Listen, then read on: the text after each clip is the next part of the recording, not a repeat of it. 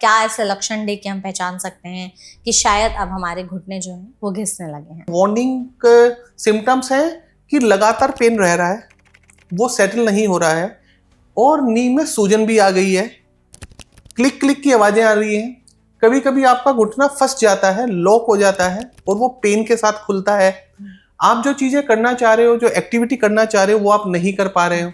Even सीढ़ियां चढ़ना दिक्कत हो गई है, रात को अगर करवट बदल रहे हैं तो तकलीफ हो गई है।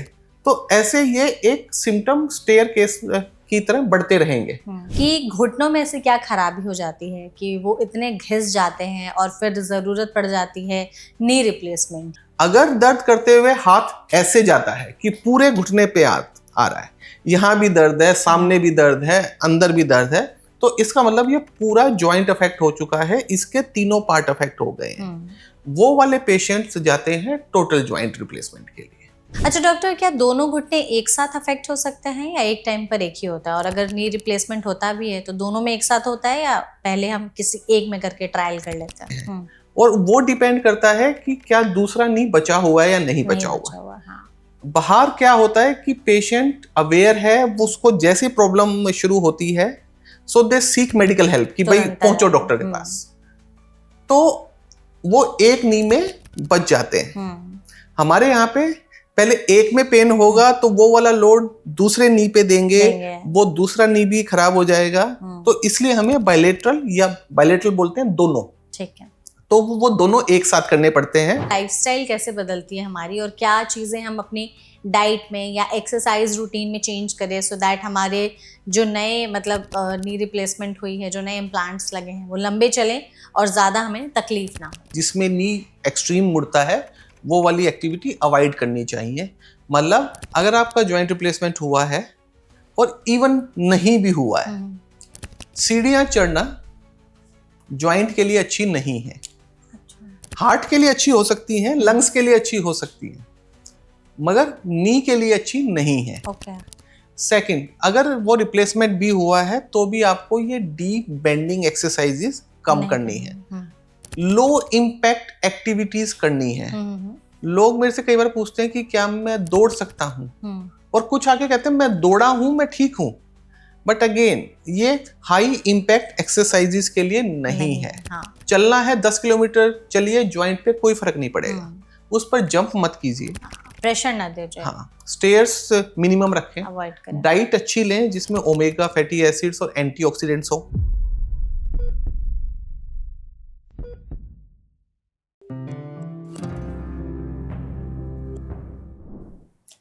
ओस्टियोआर्थराइटिस के जो केसेस है वो इंडिया में पहले 50 या 60 साल की उम्र क्रॉस करने के बाद के लोगों में दिखाई देते थे, लेकिन जिस हिसाब से हमारी जीवन शैली में बदलाव हुआ है, इसका आंकड़ा भी बहुत ज्यादा बढ़ चुका है और जो एज का नंबर है वो भी कम हो गया है। आज के समय में 40-45 साल की उम्र के जो लोग हैं वो भी इस बीमारी से ग्रसित हैं। ऐसे में बहुत सारे लोगों को लगता है कि अगर आपको इस तरह की बीमारी हो गई तो आपको सीधे अपने घुटने बदलवाने पड़ेंगे और नी रिप्लेसमेंट की सर्जरी भी बहुत ही कॉमन होते जा रही है। हालांकि नी रिप्लेसमेंट के बारे में लोगों के मन में तमाम सवाल हैं कि पूरे घुटने ही बदलवाने पड़ेंगे, उसके बाद क्वालिटी ऑफ लाइफ कितनी हम पर होती है, हम पहले जैसा अपने जो लाइफस्टाइल है वो रख पाएंगे या नहीं रख पाएंगे। लेकिन यहाँ पर एक और नई चीज है जो कि है पार्शियल नी रिप्लेसमेंट, जिसके बारे में लोगों को अवेयरनेस कम है कि जरूरी नहीं है कि आप अपने पूरे घुटने ही बदलवाएं, जितने घुटने का आपका पार्ट खराब हुआ है उससे करेक्ट किया जा सकता है, जिसके बारे में आज के सेशन में हम बातचीत करेंगे। हम दोनों समझेंगे कि नी रिप्लेसमेंट क्या है, पार्शियल नी रिप्लेसमेंट क्या है, क्या नई एडवांसमेंट्स आई हैं, टेक्नोलॉजीज आई हैं, कब जरूरत पड़ जाती है नी रिप्लेसमेंट की, और अगर हम चाहते हैं कि इस तरह की नौबत आए ही ना तो अपने घुटनों को सही सलामत हम लंबे समय तक कैसे रख सकते हैं, जिसके लिए हमारे साथ इस सेशन में एक बहुत ही स्पेशल एक्सपर्ट मौजूद हैं। हमारे साथ है डॉक्टर गौरव प्रकाश भारद्वाज, जो कि डायरेक्टर हैं स्पोर्ट्स, रोबोटिक और joint replacement surgery department PSRI hospitals में। तो डॉक्टर सेशन में सबसे पहले तो आपका बहुत बहुत स्वागत है। धन्यवाद मेरे से बात करने के लिए। Thank you so much doctor, हमारे साथ इस सेशन में जुड़ने के लिए। हम कोशिश करेंगे कि आपके जरिए हमारी ऑडियंस तक इस टॉपिक के बारे में ज़्यादा से ज़्यादा जानकारी, अवेयरनेस पहुंचा सके, क्योंकि जितनी ज़्यादा सही जानकारी हम पहुंचाएंगे उतना ही हमारी ऑडियंस के लिए आसान होगा समझना, जानना कि एक्चुअल में ये प्रॉब्लम है क्या और इसका निदान पाने के लिए हम क्या कर सकते हैं। नो आई थिंक ये ना बहुत इंपॉर्टेंट है कि हमारे पेशेंट्स को एग्जैक्टली पता हो कि हो क्या रहा है। जो मेरी प्रैक्टिस में मैंने सबसे बड़ी चीज देखी है कि पेशेंट जब रिप्लेसमेंट की बात करता है तो उसको लगता है कि जैसे उसका एक सिस्टम निकाल दिया जाएगा और कुछ आर्टिफिशियल एपरेटस एक अंदर आ जाएगा। So I just want to clear कि सबसे पहले तो चाहे वो टोटल नी रिप्लेसमेंट है या वो पार्शियल नी रिप्लेसमेंट है, वो रिप्लेसमेंट एक बड़ा वर्ड है। जो टेक्निकली करेक्ट वर्ड है वो है रीसरफेसिंग, रीलाइनिंग।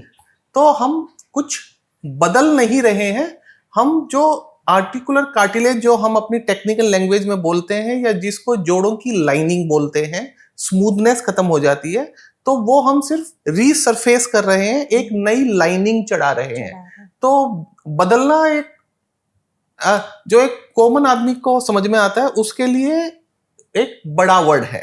करेक्ट वर्ड जो है वो है रीलाइनिंग। तो एक तो पहले ये वाली करेक्शन, बिकॉज ये वाला सवाल सबसे पहले मरीज मेरे से पूछता है, तो ये वाली क्लैरिटी जरूरी है। बिल्कुल। हम चाहेंगे डॉक्टर कि हम नी रिप्लेसमेंट या पार्शियल नी रिप्लेसमेंट पर आए, उससे पहले आप ये जरूर बताएं कि घुटनों में से क्या खराबी हो जाती है कि वो इतने घिस जाते हैं और फिर जरूरत पड़ जाती है नी रिप्लेसमेंट की, और क्या ऐसे लक्षण देख के हम पहचान सकते हैं कि शायद अब हमारे घुटने जो हैं वो घिसने लगे हैं। ओके, सो जो नी है वो बेसिकली एक हमारी थाई बोन जो ऊपर पैर की हड्डी है और एक नीचे शिन बोन, उनका जो जॉइंट है उसको नी जॉइंट बोलते हैं। इसमें एक तीसरा जॉइंट होता है नी कैप, जिसको हम साधारण भाषा में ढकनी बोलते हैं, वो होता है। तो नी में बेसिकली दो जॉइंट हैं, एक थाई की और शिन बोन के बीच का जॉइंट और एक ये नी कैप का जॉइंट। जब इनमें स्मूथनेस खत्म हो जाती है, द जॉइंट शुड मूव बिल्कुल विदाउट एनी फ्रिक्शन, उसमें कोई घर्षण नहीं होना चाहिए, एकदम स्मूथ। जब वो चलना बंद हो जाता है तो रबिंग होगी, फ्रिक्शन होगा, फ्रिक्शन होगा तो पेन होगा, और वहां से वियर शुरू हो जाता है, वो घिसना शुरू हो जाता है। क्योंकि किसी भी चीज में अगर स्मूथ मूवमेंट नहीं है, रगड़ लग रही है, तो वो घिसेगा, और वो जब घिसेगा उसको आर्थराइटिस बोलते हैं, क्योंकि वो पेनफुल होता है। बिल्कुल। कुछ में सिचुएशन में ये चोट के बाद शुरू होता है, कुछ में क्योंकि लिगामेंट इंजरी हो गई है, ज्वाइंट उतना स्टेबल नहीं रहा है, तो वो इसलिए पेन करता है।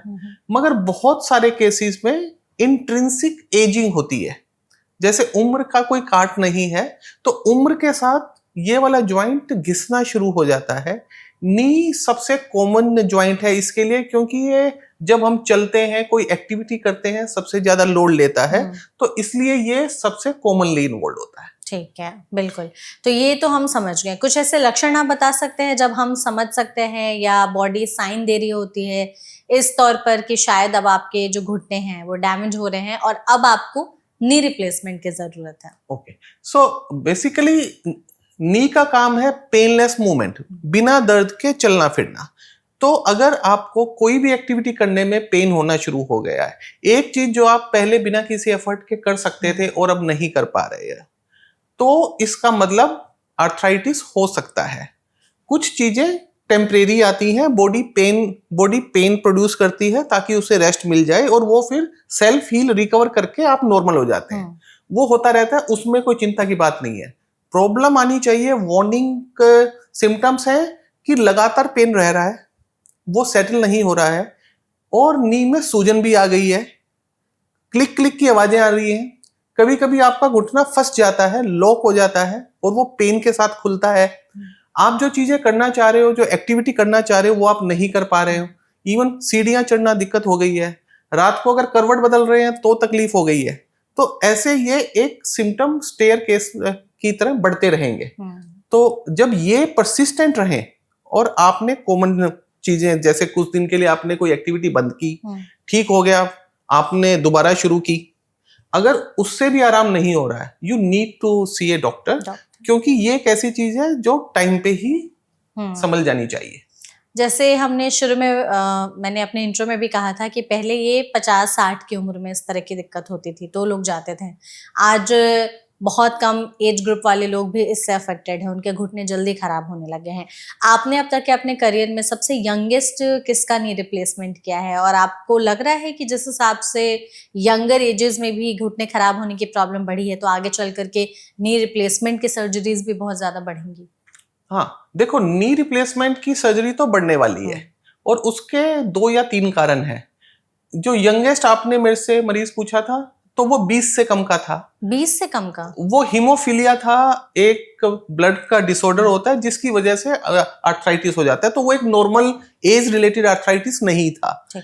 मगर यस, कुछ ऐसी कंडीशन होती है जिसमें ज्वाइंट बहुत जल्दी खराब हो जाते हैं। उसके बाद ये एक वास्कुलर नेक्रोसिस, जिसमें बोन अपने आप से गल जाती है, इन्फार्क्ट होके, नेक्रोसिस होके, तो उसके इंसिडेंस में भी कई बार हमें बहुत कम एज में सर्जरी करनी पड़ती है। मगर जो एक कॉमनेस्ट एज ग्रुप है वो अभी भी 50 से 60 का है। मगर हम देखते हैं कि 35-40 के बाद के पेशेंट्स आने लग गए हैं, और 2 चीजें हुई हैं। एक तो जो 50-60 आज से 20 साल वाला 50-60 था, वो वाला 50-60 नहीं रहा है। They are far more active, वो यंग है, वो अपनी लाइफ एंजॉय करना चाहते हैं और वो एक्टिव हैं। और 40-50 वालों में इसलिए हो रहा है कि उन्होंने अब लोग चीजों को एक्सेप्ट करना बंद कर दिया है। पहले क्या होता था कि शायद 40-50 में भी दर्द होता होगा, पर लोग उसको परवाह नहीं करते थे, उनको लगता था कि ये तो एजिंग का पार्ट है। आज के जो लोग हैं वो they will not accept it. वो ये कहेंगे कि जो मेरी क्वालिटी ऑफ लाइफ है वो क्यों अफेक्ट हो रही है, can it be made better. और इसलिए हम लोगों को ज्यादा देख रहे हैं, जो कि अच्छी बात है। राइट, बिल्कुल। और जिस हिसाब से अवेयरनेस भी बढ़ी है, लोग अपने हेल्थ को लेकर के कंसर्न भी है, which is a good thing कि आप पहले ही अपनी चीजों को डिटेक्ट करके उसको अर्ली ट्रीट कर लें। अब हम नी रिप्लेसमेंट पर आते हैं, तो जैसे इस तरह की दिक्कत होती है तो ज्यादातर लोग ऑप्ट करते हैं नी रिप्लेसमेंट के लिए। हालांकि उससे पहले तमाम दिमाग में सवाल चल रहे होते हैं कि क्या घुटने बदल जाएंगे, फिर पहले जैसी लाइफ हो पाएगी कि नहीं हो पाएगी, नए घुटने तो नहीं लग गए हैं, अब नए घुटने लग गए तो मैं पहले जैसे चल फिर उठ बैठ पाऊंगा या नहीं पाऊंगा। सबसे पहले आसान भाषा में यही बताइए कि एग्जैक्टली नी रिप्लेसमेंट क्या है, और जो आपने नया टर्म बताया हमें पार्शियल नी रिप्लेसमेंट, इन दोनों के बीच में डिफरेंस क्या है? ओके, तो जैसे मैंने बताया था कि ये घुटना है और इसमें ये 2 ज्वाइंट है। एक तो नी कैप और थाई बोन के बीच का पार्ट है, और फिर थाई बोन और शिन बोन के बीच का पार्ट है। अगर आप देखेंगे तो इसमें 2 पार्ट हैं, एक ये, एक ये, एक अंदर वाला, एक बाहर वाला। तो हम जब इनको, एक अंदर वाला ज्वाइंट 1, दूसरा बाहर वाला ज्वाइंट 2 और नी कैप वाला ज्वाइंट 3, तो हम इनको मेडिकली 3 ज्वाइंट बोलते हैं। ठीक है। नी में 3 ज्वाइंट है। अगर किसी पेशेंट का पेन एक ही जगह है, हर बार वो चलते हुए एक ही पॉइंट को पकड़ते हैं और कहते हैं मुझे यहां दर्द हो रहा है, तो इसका मतलब शायद एक ही कंपार्टमेंट, एक ही ज्वाइंट में आर्थराइटिस हुआ है, बाकी सारे ठीक है। ऐसे पेशेंट्स में जब बाकी ट्रीटमेंट फेल हो जाते हैं और उनकी एक्टिविटीज अफेक्ट हो रही हैं, जो वो करना चाहते हैं नहीं कर रहे हैं, दर्द रह रहा है, तो वो हो सकते हैं पार्शियल नी के कैंडिडेट। अगर दर्द करते हुए हाथ ऐसे जाता है कि पूरे घुटने पे आ रहा है, यहां भी दर्द है, सामने भी दर्द है, अंदर भी दर्द है, तो इसका मतलब ये पूरा जॉइंट अफेक्ट हो चुका है, इसके तीनों पार्ट अफेक्ट हो गए हैं। वो वाले पेशेंट्स जाते हैं टोटल जॉइंट रिप्लेसमेंट के लिए। ठीक है, तो जो टोटल नी रिप्लेसमेंट है उसको कराने का प्रोसीजर क्या होता है? आप लोग कैसे इवैल्यूएट करते हैं पेशेंट्स को देख करके कि अब इनमें टोटल नी रिप्लेसमेंट की जरूरत पड़ेगी? पहली बात तो हम देखते हैं कि पेशेंट चलता हुआ मेरे ओपीडी में कैसे आए हैं। अच्छा, वो लिम्प कर रहे हैं, वो लंगड़ा रहे हैं, उन्होंने क्या पकड़ा हुआ है, उनका वेट क्या है। एक आप पर्सनैलिटी एक्सेस करते हैं कि वो कितने स्पोर्टी हैं, फिजिकल एक्टिविटीज हैं, उनको डेली काम करने हैं।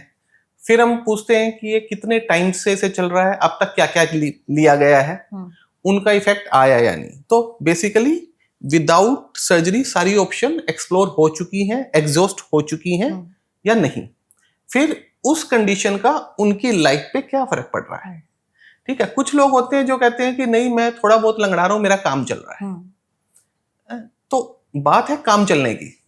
कुछ कहते हैं नहीं मुझे काम नहीं चलाना है, I want to be 100% natural, अभी मेरी एज नहीं है, या एज हो गई तो क्या हुआ, मेरे शौक है, तो उसमें जब उनको प्रॉब्लम है, पेन चल रहा है, सब कुछ एग्जॉस्ट हो गया है, then we look same thing कि एक जगह क्या दर्द है, हर तरफ दर्द है, अभी मूवमेंट बची हुई है, या कुछ डिफॉर्मिटी जिसको बोलते हैं कि नी टेढ़े इतने हो गए हैं, कितने टेढ़े हो गए हैं, जो लिगामेंट है वो इंटैक्ट है या नहीं है। फिर हम कुछ एक्सरे करते हैं देखने के लिए कि कितने ज्वाइंट इन्वॉल्व हैं, और उससे हमें पता चलता है कि ये वाला पेशेंट कौन सी सर्जरी के लिए अप्रोप्रिएट है। तो टोटल नी रिप्लेसमेंट का तो आपने हमें बता दिया। पार्शियल नी रिप्लेसमेंट कैसे आप बोलते हैं कि आपको टोटल नहीं कराना पड़ेगा, सिर्फ पार्शियल की नीड होगी? पार्शियल नी है अगर एक पेशेंट, जनरली लोगों का ये भ्रम है कि यंगर पेशेंट होगा, या कम वेट का पेशेंट होगा तो पार्शियल नी उनके लिए है। नहीं, हमारे लिए एज एक नंबर है, तो उससे हमें फर्क नहीं पड़ता है। एक 80 साल का पेशेंट भी पार्शियल नी के लिए फिट हो सकता है, और एक 55 साल के पेशेंट को भी टोटल नी रिप्लेसमेंट ही करना पड़ेगा। सेकंड ये होता था कि अगर वेट ज्यादा है, ओबेसिटी हो गई है, तो ये इसके लिए फिट नहीं है। नहीं, इससे कुछ फर्क नहीं पड़ता है, अनलेस एक मोर्बिड ओबेसिटी जो हो जाती है बहुत ज्यादा, उसको छोड़कर पार्शियल या टोटल में वेट का कोई बहुत ज्यादा इफेक्ट नहीं है। सिर्फ ये होना चाहिए कि मेडिकली पेशेंट टेक्निकली फिट है वो करने के लिए, क्योंकि जब हम व्हाट इज पार्शियली जब आप एक किसी सिस्टम का सिर्फ एक पार्ट बदल रहे हैं क्योंकि बाकी सारा सिस्टम चल रहा है, और टोटल है कि आपने वो पूरा मोटर बदल दिया है, वो आपने पूरा सिस्टम बदल दिया। So to change a part we need to be sure rest of the mechanism are working fine. जो बाकी हम छोड़ रहे हैं, जिसको हमने टच नहीं किया है, वो प्रिस्टीन है, वो बिल्कुल ठीक है, तो वही पार्शियल के लिए आएंगे। पर हाँ, ये अच्छा आपने ये पूछा, weight age does not matter. किसी को शुगर है, किसी को ब्लड प्रेशर है, उससे फर्क नहीं पड़ता। राइट। तो जो पार्शियल नी रिप्लेसमेंट वाली चीज है, ये एग्जैक्टली होती कैसे है, कि अगर आसान भाषा में लोगों को समझना हो कि अगर घुटने अफेक्टेड हैं तो कैसे उसको किया जाता है, उसका थोड़ा सा प्रोसेस बताइए। जो पार्शियल नी रिप्लेसमेंट होता है वो एक छोटी सर्जरी इन टर्म्स की, उसमें छोटा कट लगता है क्योंकि हम सिर्फ ओनली एक ही हिस्से को अप्रोच कर रहे हैं। ठीक है, तो सिर्फ वहीं पे कंसंट्रेशन है, तो छोटा कट लगता है। उसमें मसल कट मिनिमम होती है क्योंकि हम टारगेटेड हैं।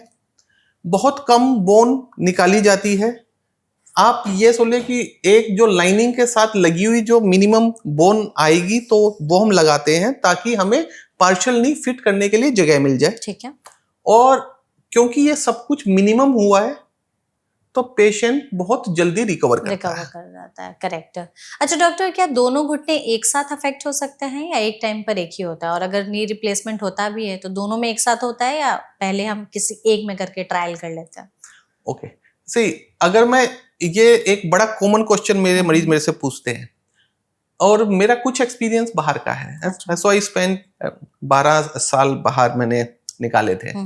वहां पे मैं एक बार में एक नहीं करता था 90% पेशेंट्स में। अच्छा। यहाँ पे मैं एक बार में एक नहीं करता हूँ करीब 30-35% पेशेंट में, और मैं शायद उन डॉक्टर्स में से हूँ जो बहुत ज्यादा एक साइड का नहीं करते हैं। और वो डिपेंड करता है कि क्या दूसरा नी बचा हुआ है या नहीं बचा हुआ। हाँ। बाहर क्या होता है कि पेशेंट अवेयर है, वो उसको जैसी प्रॉब्लम शुरू होती है, सो दे सीक मेडिकल हेल्प कि भाई पहुंचो डॉक्टर के पास, तो वो एक नी में बच जाते हैं। हमारे यहाँ पे पहले एक में पेन होगा तो वो वाला लोड दूसरे नी पे देंगे, वो दूसरा नी भी खराब हो जाएगा। तो इसलिए हमें बायलेटरल, या बायलेटरल बोलते हैं दोनों, ठीक है, तो वो दोनों एक साथ करने पड़ते हैं। बट ऐसा नहीं होता है कि हर बार दोनों ही करने हैं या एक एक करके ही करना है। अगर पेशेंट मेडिकली फिट है, जो मेरे एनेस्थेटिस्ट हैं वो सेटिस्फाइड हैं कि पेशेंट के लिए सेफ है दोनों करना, और वहां दोनों करने की जरूरत है, तो उसमें क्या होता है, रिहेबिलिटेशन कॉमन होती है। एक ही रिहेबिलिटेशन में पेशेंट रिकवर कर जाते हैं। सो वो एक है कि अगर जरूरत है, प्रेफरेबल, अनलेस मेडिकली कॉन्ट्राइंडिकेटेड, दोनों एक साथ हो जाने चाहिए। ठीक है। और रिकवरी कैसा रहता है दोनों में, पार्शियल नी रिप्लेसमेंट में भी और टोटल नी रिप्लेसमेंट में भी? देखो रिकवरी दोनों अच्छी है। पार्शियल में जल्दी होती है क्योंकि कट छोटा होता है, अंदर हमने काम कम किया है, तो बॉडी में एक रनिंग मशीन में हमने एक पार्ट चेंज किया है, तो it keeps running very quickly. ठीक है। टोटल में क्योंकि हमने पूरा रब बदला है, तो सर्जरी भी थोड़ी ज्यादा हुई है, तो थोड़ा लंबा टाइम लगता है। और जैसे हॉस्पिटल का स्टे वगैरह वो कितने दिन का रहता है, और आज सर्जरी हो गई तो वो कब से अपनी normal day to day life की एक्टिविटीज फिर से रिज्यूम कर सकता है? ओके, देखो पेशेंट नेक्स्ट डे चल सकता है, सेम डे चल सकता है, ठीक है। पार्शियल में भी चल सकता है और टोटल में भी चल सकता है, बट हम सारे अलग हैं। अगर किसी को सुई लगती है ब्लड टेस्ट के लिए तो किसी को ज्यादा दर्द होता है, किसी को कम होता है। हमें लगता है कि वो क्योंकि जिसने ने खून लिया है शायद उसकी टेक्निक पे है। हाँ, काफी कुछ उसकी टेक्निक पे भी है, पर हम पेन को अलग अलग तरीके से परसीव और टॉलरेट करते हैं। तो मेरा पेशेंट मेरे लिए ट्रॉफी नहीं है कि मुझे सेम डे चला देना चाहिए या जब भी कंफर्टेबल हो। जनरली पेशेंट नेक्स्ट डे से खड़े होना चलना शुरू हो जाते हैं। पार्शियल में उससे थोड़ा जल्दी होते हैं क्योंकि कम कट लगा है। परफेक्ट है। और जो नॉर्मल उनकी डे टू डे एक्टिविटीज हैं वो कब से रिज्यूम कर सकते हैं, जैसे कि ड्राइविंग हो गया, जॉगिंग हो गया, या ऑफिस वॉक्स वगैरह हो गए? क्योंकि लोगों को लगता है कि अगर घुटने बदल गए हैं या नी रिप्लेसमेंट हुआ है तो अभी लंबे टाइम तक हमें रेस्ट करना पड़ेगा। वो एक्चुअली ना रेस्ट उनके ऊपर है। 4 to 6 वीक्स, 4 से 6 हफ्ते मुझे लगता है कि एक रिकवरी के लिए पार्शियल नी रिप्लेसमेंट, या अगर एक साइड का नी हुआ है तो उसके लिए चाहिए होते हैं। वो सर्जरी से रिकवर करने के लिए नहीं है मेनली, क्योंकि मसल्स स्ट्रॉन्ग करनी है। होता क्या है कि ये पेशेंट्स क्योंकि ज्यादा चलते नहीं है दर्द की वजह से पहले से, तो इनकी मसल्स वीक होती है। ठीक है। अब चलने के लिए उनको स्ट्रॉन्ग मसल चाहिए होती है, तो वो बनने में टाइम लगता है। तो ऐसा नहीं है कि 4 to 6 वीक्स, अगर 4 से 6 हफ्ते वो ऑफिस नहीं जा रहे हैं तो वो दर्द की वजह से नहीं जा रहे हैं, वो इसलिए नहीं जा रहे हैं कि अभी उतनी स्ट्रेंथ नहीं आई है। और कुछ पेशेंट एक्सरसाइज अच्छी करते हैं, अच्छा इफेक्ट आता है, पहले चले जाते हैं, और कुछ को टाइम लगता है। पर 4 to 6 for one knee is a rough milestone. हाँ जी। आजकल एक और बड़ा इंटरेस्टिंग फिनोमिनन हो रहा है, डे केयर सर्जरी। अच्छा। तो उसमें कह रहे हैं कि पेशेंट की हमने एक नी की सर्जरी की और पेशेंट सेम डे घर चला जाता है। इट्स लाइक कि जैसे मैंने बोला कि कुछ पेशेंट सेम डे खड़े हो जाते हैं। तो ये हम यूके में काफी करते थे क्योंकि हमारे हेल्थ सिस्टम पे काफी प्रेशर होता था वेटिंग लिस्ट का, एंड एक क्विक टर्नओवर चलती थी। मगर वो पेशेंट के लिए नेसेसरीली अच्छी बात नहीं थी। राइट। क्योंकि पेशेंट एक बार तो कह सकते हैं कि हाँ मैं ठीक हूँ, बट वो जो एक फिजियोथेरेपी का सपोर्ट चाहिए होता है कि मैं पहला कदम कैसे लूंगा, मैं बाथरूम में कैसे जाऊंगा, मैं स्टेयर्स कैसे लूंगा, तो वो वाली असेसमेंट पूरी नहीं हो पाती है।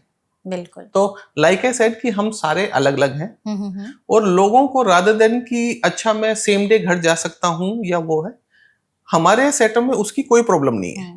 उन्हें ये सोचना है कि वो जब घर जाएं तो वो घर के लिए रेडी हो। राइट। वो जाके टॉयलेट यूज करें खुद से, रादर देन किसी को बोले कि मुझे बेड टाइम में दे दे। वो खाना खाने के लिए डाइनिंग टेबल पे जाएं। That's the real discharge. Correct. और ये जरूरी भी है क्योंकि पेशेंट अगर सर्जरी के लिए ऑप्ट कर रहा है तो वो भी वही चाहेगा कि रिकवरी भी उसके इस हिसाब से हो, सो दैट वो अपने नॉर्मल काम कर सके, किसी पे डिपेंडेंट ना रहे। yes. आपने जैसे कहा कि फिजियोथेरेपी का बहुत बड़ा रोल है, तो अगर किसी की सर्जरी हो गई है घुटनों की तो उसके बाद पहला कदम चलने में, वॉशरूम जाने में, या उठने में, बैठने में, इन सबको कैसे सिखाया जाता है? क्या आप फिर से एकदम बच्चे बन जाते हैं कि आपको कैसे चलना फिरना सिखाया जाएगा, और फिजियोथेरेपी इसमें कैसे हेल्प करती है? तो फिजियोथेरेपिस्ट ऐसा ही है कि आपने एक कार ले ली है मगर आपको आफ्टर सेल सर्विस रखनी है ताकि वो अच्छी चले।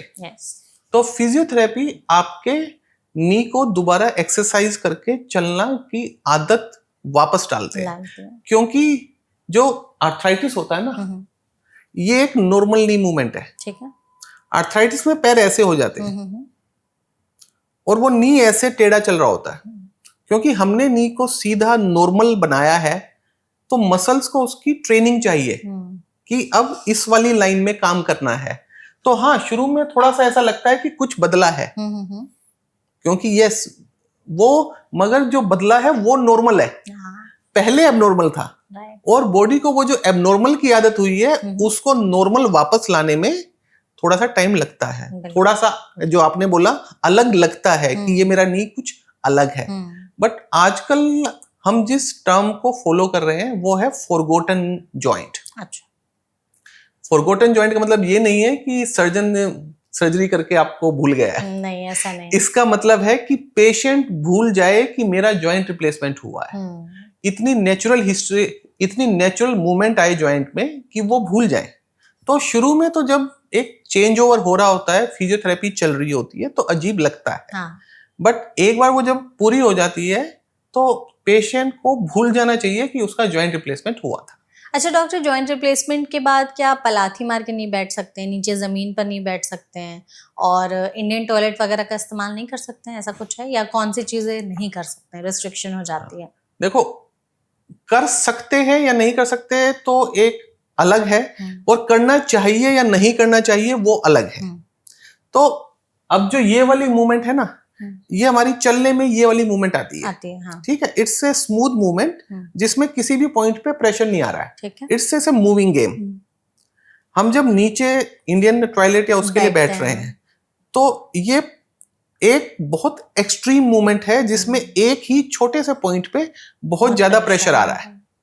तो ये नी के लंबे चलने के लिए अच्छा नहीं है। कभी इमरजेंसी है तो बैठ सकते हैं, सारे पेशेंट नहीं बैठ सकते, 70-80% पेशेंट बैठ सकते हैं। अब वो 10-20% क्यों नहीं बैठते? क्योंकि वो जब आते हैं तो इतना एडवांस आर्थराइटिस और सब कुछ होता है कि आप नहीं रिस्टोर कर सकते सब कुछ नॉर्मल। बट 70-80% बैठ सकते हैं, पर उन्हें बैठना नहीं चाहिए क्योंकि वो जॉइंट लंबा चलने के लिए एक अच्छी एक्टिविटी नहीं है। ओके अच्छा, जो रिप्लेसमेंट होती है, नी रिप्लेसमेंट, उसमें जो इम्प्लांट्स वगैरह लगाए जाते हैं उसके बारे में थोड़ा सा बताइए। और क्या इम्प्लांट्स भी एक्सपायर हो सकते हैं कि इतने दिन के लिए हैं फिर उनको भी चेंज करना पड़ेगा? ओके देखो, ये जो नी के इम्प्लांट्स हैं ये लैब में टेस्ट होते हैं मिलियन साइकिल चलने के लिए, ठीक है, कि ये इतना चलेंगे। तो joints are not like battery, joints are not like battery कि ये इतने आवर्स के बाद वो खत्म हो जाएगी। जॉइंट चलते हैं। आज के टाइम में जो लिटरेचर हमारे पास है कि 20 साल में 80% प्लस जॉइंट चल रहे हैं। पार्शियल नी रिप्लेसमेंट 10 साल में 90% से ज्यादा जॉइंट चल रहे हैं। तो और इसका मतलब ये नहीं है कि ये 21वें या 11वें साल में बंद हो जाएंगे। नहीं। वो 30, 40, 50 साल तक भी चल सकते हैं। Time will tell as we are following patient. जो हमने पहले पेशेंट किया हुआ है उसको हम जैसे जैसे फॉलो कर रहे हैं। तो पहली बात तो ये ऐसा कुछ नहीं है कि ये फिक्स टाइम के लिए आता है। ठीक है। अगर ये टेक्निकली ठीक किया जाए और मरीज ठीक से इसका ध्यान रखें तो ये शायद हमेशा के लिए चलने के लिए है। और अगर 20, 25, 15, 20 जो भी साल है, व्हाट आई से टू माय पेशेंट, आप साइंस को देखो। और जो ये 20 साल में 80% का जो सर्वाइवल रेट बोलते हैं इसको, कि जो 20 साल में 80% ज्वाइंट चल रहे हैं वो 20 साल पहले किए गए हैं। साइंस कितनी प्रोग्रेस हुई है, हमने भी उस एक्सपीरियंस से काफी सीखा है। इंडस्ट्री जो जॉइंट बनाते हैं उन्होंने भी सीखा है। और अब जो लेटेस्ट रोबोटिक टेक्निक आई है जिससे हम सब मिलीमीटर और सब डिग्री एक्यूरेसी लेते हैं डालने में, तो उन सब से कुछ तो फर्क पड़ेगा ना। राइट। तो हो सकता है कि जो ये वाले जॉइंट है, जो हमारा विचार है कि उससे भी लंबे चलेंगे, क्योंकि ये 20 साल नई टेक्निक है उन पेशेंट से जिनको हम अब तक हमारे बेंचमार्क हैं। ये तो आपने हमें बता दिया। अब थोड़ा सा हमें ये भी बताइए डॉक्टर कि सर्जरी के बाद लाइफस्टाइल कैसे बदलती है हमारी, और क्या चीज़ें हम अपनी डाइट में या एक्सरसाइज रूटीन में चेंज करें सो दैट हमारे जो नए मतलब नी रिप्लेसमेंट हुई है, जो नए इम्प्लांट्स लगे हैं, वो लंबे चलें और ज़्यादा हमें तकलीफ ना हो। ओके देखो, पहली बात जो हमने अभी डिस्कस किया था कि कौन कौन सी एक्टिविटी अवॉइड करनी चाहिए, जिसमें नी एक्सट्रीम मुड़ता है वो वाली एक्टिविटी अवॉइड करनी चाहिए। मतलब अगर आपका जॉइंट रिप्लेसमेंट हुआ है और इवन नहीं भी हुआ है, सीढ़ियां चढ़ना ज्वाइंट के लिए अच्छी नहीं है। अच्छा। हार्ट के लिए अच्छी हो सकती हैं, लंग्स के लिए अच्छी हो सकती हैं, मगर नी के लिए अच्छी नहीं है। ओके। तो आपको देखना है कि आपको हार्ट वाला डॉक्टर ज्यादा प्यारा है या नी वाला ज्यादा प्यारा है। सेकंड, अगर वो रिप्लेसमेंट भी हुआ है तो भी आपको ये डीप बेंडिंग एक्सरसाइजेस कम करनी है, लो इम्पैक्ट एक्टिविटीज करनी है।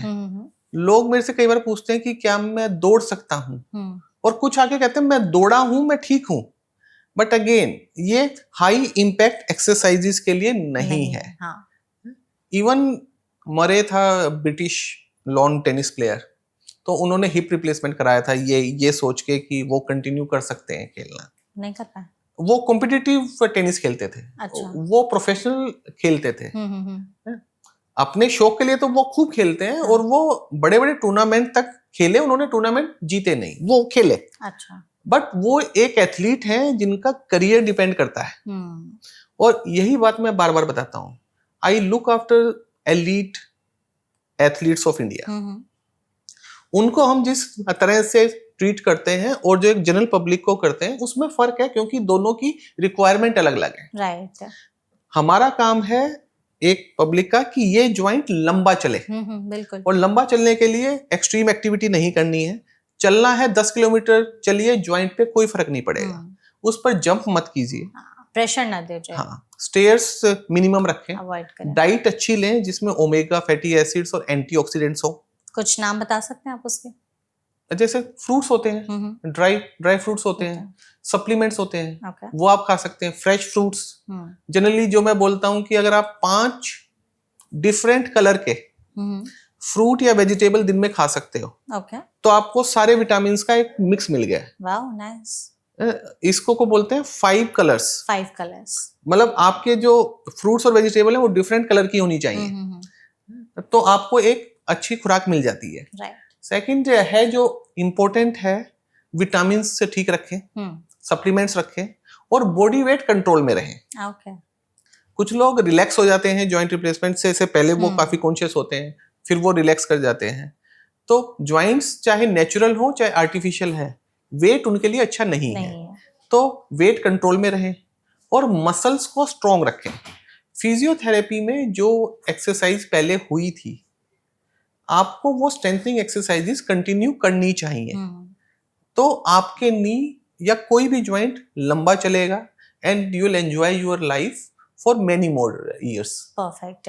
डॉक्टर, अगर सर्जरी हो गई है किसी की, तो कुछ ऐसे रेड फ्लैग्स या वार्निंग साइंस ध्यान में रखने चाहिए कि आफ्टर सर्जरी अगर घुटनों में ये चीज दिखाई दे रही है या ये बदलाव दिखाई दे रहा है, तो हमें तुरंत अलर्ट होकर के डॉक्टर के पास जाना चाहिए? हाँ। एक तो पार्शियल नी का जो पेशेंट है वो सिलेक्शन इंपॉर्टेंट है।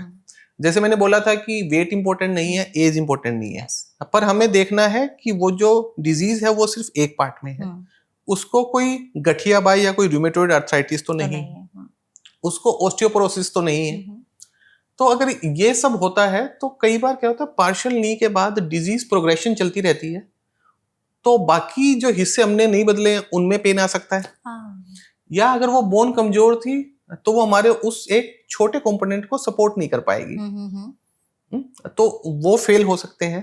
तो अगर सर्जरी के बाद पेन हो रहा है या जो एक्टिविटी पहले आप बिना पेन के कर सकते थे अब पेन हो रहा है, वहां सूजन आ रही है, लाली आ गई है, तो आपको ये एक रेड फ्लैग है, आपको अपने सर्जन से मिलना चाहिए। एक और इम्पोर्टेंट बात जो हम अपने हर ज्वाइंट रिप्लेसमेंट पेशेंट को बताते हैं कि metals are without defence. Metal में इम्यूनिटी नहीं होती। हाँ। हमारी बॉडी में इम्यूनिटी होती है। मुझे यहाँ छोटी सी फुंसी होगी, मेरी इम्यूनिटी उसको ठीक कर लेगी। मेटल में कोई इम्यूनिटी नहीं होती। अगर कोई इन्फेक्शन वहां पे आ गया तो वो बढ़ सकता है। और वो कहाँ से आएगा? मान लो किसी को यूरिन इन्फेक्शन हो गया है, हाँ, तो... या मान लो कोई डेंटल प्रोसीजर के लिए गया है जिसकी वजह से कोई बैक्टीरिया खून में घुमा, हाँ, उसको वहां मेटल दिखी और वो वहां बैठ गया। उसके बाद वो अपना नेस्ट बनाएगा, अपनी कॉलोनी बनाएगा और वहां पे इन्फेक्शन कर देगा। तो अगर आपको कोई भी इन्फेक्शन हुई है या आप डेंटिस्ट के पास जा रहे हैं या कोई भी सर्जिकल प्रोसीजर करा रहे हैं, तो आपको बताना चाहिए कि मेरा जॉइंट रिप्लेसमेंट हुआ है। तो वो आपको एक्सटेंडेड एंटीबायोटिक कवर देंगे, ठीक है, ताकि अगर कोई लोकल कोई इन्फेक्शन है भी तो वो वहीं रहे, आपके जॉइंट तक ना पहुंचे। परफेक्ट। तो ये सब चीज़ों का ध्यान देना बहुत हाँ ज़रूरी जी। है। ऐसे में हम चाहते हैं डॉक्टर कि अभी तक हम लोगों ने जो बातचीत की है, एक बार आप ये भी बता दीजिए कि कौन से लोग knee replacement, total knee replacement या पार्शियल नी रिप्लेसमेंट के लिए एलिजिबल होते हैं कि हाँ, इनमें हो सकता है, और कौन से लोग नहीं होते हैं कि इनमें ये कंडीशंस हैं, तो इनमें टोटल या पार्शियल नी रिप्लेसमेंट नहीं की जा सकती है। Partial knee replacement, active patient, weight से बहुत फर्क नहीं पड़ रहा है, एज से फर्क नहीं पड़ रहा है, उनको नी में एक ही तरफ पेन है, अंदर की तरफ, ना ऊपर है नी के सामने की तरफ ना बाहर की तरफ, एक तरफ पेन है। उनके नी बहुत ज्यादा टेढ़े नहीं हुए हैं, उनका नी पूरा मुड़ और सीधा सकता है, मतलब नी की फ्लेक्सिबिलिटी बची हुई है। वो वाले पेशेंट पार्शियल नी के लिए फिट हैं। टोटल है पेशेंट जिनका वेट बहुत ज्यादा है, जो ऑस्टियोपोरोसिस है, जिनकी हड्डियां कमजोर हैं, जिनको गठियाबाई हो सकता है, जिनके नी में पूरे नी में दर्द है, सामने भी अंदर भी बाहर भी, जो टेढ़े मेढ़े चल रहे हैं, जिनमें जो डिफॉर्मिटी बोलते हैं वो काफी एडवांस हो गई है, जिनका नी ना तो पूरा सीधा हो रहा है ना पूरा मुड़ रहा है, इसका मतलब वो पूरा सिस्टम खराब हो चुका है। तो वो वाले पेशेंट टोटल नी के लिए ज्यादा अप्रोप्रिएट है। बट कुछ फाइन ट्यूनिंग जो मेडिकल टेक्निकल चीजें हैं वो हम क्लिनिकल एग्जामिनेशन, कुछ एक्सरेज और कई बार एमआरआई करके देखते हैं, तो वो हमें बेटर इंफॉर्मेशन देते हैं। ओके, हम चाहते हैं बस कि एक बार आप जाते जाते एक और चीज डॉक्टर की, जैसे हमने अभी इस सेशन में पार्शियल नी रिप्लेसमेंट की बात की है, ज्यादातर लोगों को टोटल नी रिप्लेसमेंट के बारे में ही पता है कि यही एक ऑप्शन है। तो आप एक चीज बताइए कि लोगों को ज्यादा अवेयरनेस क्यों नहीं है पार्शियल नी रिप्लेसमेंट के बारे में, ये ज्यादातर सर्जरी परफॉर्म क्यों नहीं की जाती है? कुछ स्पेसिफिक रीजंस हैं कि पार्शियल नी रिप्लेसमेंट नहीं होता है, उसके जगह ज्यादातर टोटल नी रिप्लेसमेंट्स ही होते हैं? देखो, इंडिया में ना 2.5 लाख सर्जरी नी रिप्लेसमेंट की हर साल होती है। हर साल 2.5 लाख? ठीक है। उसका शायद लेस देन 5% पार्शियल नी है, और मैंने शायद 5% भी बहुत ज्यादा बोला हो। Okay, I don't have exact numbers, पर इतना होता है। मुझे पता है अपने एक्सपीरियंस से, 25 साल से मैं जॉइंट रिप्लेसमेंट कर रहा हूं, कि 20 to 30% पेशेंट्स पार्शियल नी के लिए फिट हो सकते हैं। वो पिक क्यों नहीं हुआ, उसके मेनली 2 कारण हैं। पहला कारण है पेशेंट अवेयरनेस नहीं है, उनको पता नहीं था, और सेकंड है कि नोट जो टोटल नहीं कर रहे हैं वो सारे के सारे पार्शियल करने के लिए कंफर्टेबल नहीं है। क्यों ऐसा? कंफर्टेबल इसलिए नहीं है कि पहली बात, टोटल करना ज्यादा प्रेडिक्टेबल है। अच्छा। क्योंकि वो मिस नहीं होंगे जिसमें नहीं करना है, कवर हो जाएंगे, और क्योंकि सारे टोटल नहीं करते हैं तो it will not be seen कि कुछ अलग किया हुआ है। ट्रेनिंग क्या भी है कि not every surgeon is train to do a partial knee replacement. और सेकंड है कि अब तक क्या हो रहा था कि क्योंकि हम वो पार्ट चेंज कर रहे हैं तो एक्यूरेसी बहुत इंपॉर्टेंट थी। देखो, जब एक पूरा सिस्टम चेंज हो रहा है तो वो सिस्टम चेंज हो रहा है। जब आप एग्जिस्टिंग सिस्टम में सिर्फ एक पार्ट चेंज कर रहे हैं तो वो पार्ट 0 एरर, उसी अलाइनमेंट, उसी एंगल, उसी पोजीशन में जाना बहुत जरूरी है। बिल्कुल। और मैनुअली ये करना हर बार पॉसिबल नहीं होता था। करेक्ट। तो सर्जन्स रिलेक्टेंट थे कि वो डिलीवर नहीं कर पाएंगे। अब क्या हुआ है रोबोटिक्स में, और रोबोटिक जो नी का है वो पहली बार आया ही पार्शियल नी के लिए था। अच्छा। इस वाले प्रॉब्लम के लिए ही 20 साल पहले जो पहली नी रोबोटिक हुई थी वो पार्शियल नी के लिए हुई थी, क्योंकि वहां समस्या ज्यादा थी। हाँ। अब हमारे पास इतने मॉडर्न रोबोट हैं पूरे इंडिया में, आई थिंक 200, 250, 300 रोबोट तो सेंटर हैं ही, और वो बढ़ रहे हैं, ट्रेनिंग बढ़ रही है, सर्जन्स ज्यादा आ रहे हैं ट्रेन होकर, कि अब पार्शियल नी तो ज्यादा रिप्रोड्यूसिबल होना चाहिए। बिल्कुल। क्योंकि हम एक्यूरेटली पोजीशन करते हैं। तो अब तक क्योंकि ये वाली बातें थी तो पार्शियल नी पिक नहीं कर पाया, और बहुत सारे पेशेंट्स जो पार्शियल नी से ही जिनका काम चल जाता वो उनमें टोटल नहीं हुआ है। तो ऐसा नहीं है कि उनके साथ नाइंसाफी हो गई है, वो भी अच्छा कर रहे हैं। पर यह है कि अगर एक छोटी सर्जरी से काम चल जाता है जिसमें प्रिजर्वेशन काफी होती है, आपके नॉर्मल लिगामेंट और नॉर्मल बच जाते हैं, तो एक अच्छी बात है। बिल्कुल, ये चीज आपने सही की और इसलिए हमने सेशन को ऑर्गेनाइज भी किया था सो दैट लोगों को एक आइडिया लग जाए कि टोटल के अलावा भी ऑप्शन है, that is partial knee replacement. तो जो लोग उसके लिए सुटेबल हैं वो उसे ऑप्ट कर सकते हैं और एक बार अपने सर्जन से भी पूछ सकते हैं कि जरूरी है क्या कि मेरे में टोटल नी रिप्लेसमेंट ही होगा, अगर हो सकता है तो पार्शियली कर दो, कम कट्स लगेंगे, रिकवरी जल्दी होगी और क्वालिटी ऑफ लाइफ भी ज्यादातर हैम्पर नहीं होगी। परफेक्ट। तो आपने इस सेशन में हमें जो चीजें बताई हैं उससे आई एम श्योर हमारी ऑडियंस को काफी ज्यादा हेल्प मिलेगी। आपने बहुत ही सिंपल लैंग्वेज में बहुत ही आसान तरीके से हर चीज को समझाया, बताया कि टोटल नी रिप्लेसमेंट क्या है, पार्शियल नी रिप्लेसमेंट क्या है, क्यों कराना चाहिए, कैसे कराना चाहिए। तो आई एम श्योर ये सेशन बहुत ही ज्यादा हेल्पफुल होने वाला है। Thank you so much doctor हमारे साथ इस सेशन में जुड़ने के लिए। I hope you enjoyed the session. Oh, thanks very much for having me. अब बहुत अच्छा लगा आपसे से बात करके, और आपने ज्यादातर सवाल वही पूछे जो मेरा मरीज मेरे ओपीडी में मेरे सामने बैठ के पूछ रहा होता है। बिल्कुल। तो दे वर वेरी रेलेवेंट और हमें तभी बात करने में काफी मजा आया। करेक्ट है। हमारी भी कोशिश यही रहती है कि ऑडियंस फ्रेंडली सवाल ही पूछे तो ज्यादा लोगों को वो जानना चाहते हैं और समझना चाहते हैं। Thank you so much doctor and thank you so much audience इस वीडियो को यहाँ तक देखने के लिए। अगर आपके मन में कोई और भी सवाल हैं टोटल नी रिप्लेसमेंट या पार्शियल नी रिप्लेसमेंट से तो आप कमेंट सेक्शन के जरिए हमसे पूछ सकते हैं और ऐसे और भी हेल्पफुल वीडियोस के लिए फॉलो करते रहिए एनवीटी लाइव। Thank you.